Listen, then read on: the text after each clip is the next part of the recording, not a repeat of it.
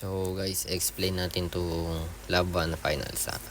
Yung number include ay string para sa input-output operations. Yung number include vector naman para magamit ang dynamic arrays. Yung ating using namespace std, ito yung para hindi na kailangang i-prefix ang standard C++. Tapos dito naman sa line 6 yung interpolation search const vector. Ito yung reference ng mga integer kung saan gagawin ang paghahanap sa search. Tapos yung int x naman, ito yung natin, target value. Dito naman sa line 8 yung while low less than or equal to high and yan yung ang ibig sabihin nito ay search range na hindi pa tapos o valid pa. Yung naman x greater than or equal to vec low and x less than or equal to vec high. Ito yung integer x, ito yung ating target. Tapos yung nasa pagitan nito yung values na kasalukuyan na range ng vector. Tapos dito naman sa if low or yung if low na to, tapos ito yung kapag low at high ay magkapareho na, ibig sabihin na iisa ang natitirang element sa range. Kung ang value ng vec low ay kapareho ng x, ibabalik ang low. Kung hindi ibabalik ang negative 1 bilang indication na natagpuan na ang element. Dito naman sa line 14 yung int pos equal low plus, ito yung formula ng interpolation search. Kino-compute dito yung position ng pos at yung target value ng x sa vector. Ginagamit yung formula na to para ng chain kung asan ang pagitan ng low at high ang x. Dito naman sa line 16 yung if vec pos, ito yung vec pos ay katumbas na x, ibabalik ang pos bilang index ng target. Kung ang vec pos ay mas maliit sa x, ang ibig sabihin nasa kanan ng pos ang hinahanap, kaya ina-update ang low sa pos plus 1. Kung ang vec plus pos ay mas malaki sa x, ina-update mo nito ang high sa pos negative 1.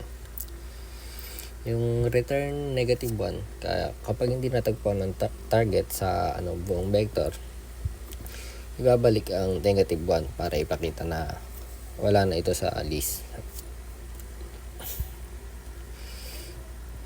Tapos yung dito naman tayo sa line 26 yung int main, yung max iteration na equal to 15. Ito yung variable na nagsasabi na 15 magiging pagitan ng mga numero na ilalagay sa vector. Yung vector int result naman ito dinideclare niya yung isang vector na tinatawag na result na siya magiging para imbakan ng mga numero, numbers. Tapos dito naman sa line 32 yung for int I is equal to 0, ito yung for loop. Nilalagyan to ng number vector result na multiplies ng 15 mula 0 hanggang so on so forth. Tapos dito naman sa line 37 yung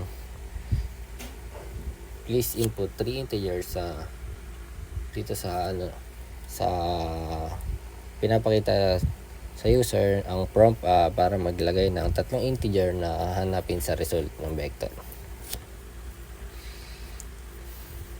Tapos dito naman sa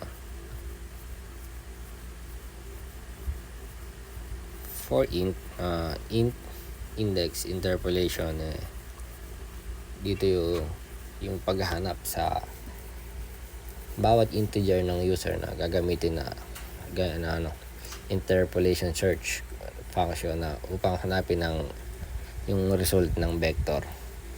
Kung ang integer ay natagpuan na, ipapakita ang index kung saan ito nandun. Kung hindi mapapakita, ito ang mensahe na para element not found. Yan. Yung not found in the vector.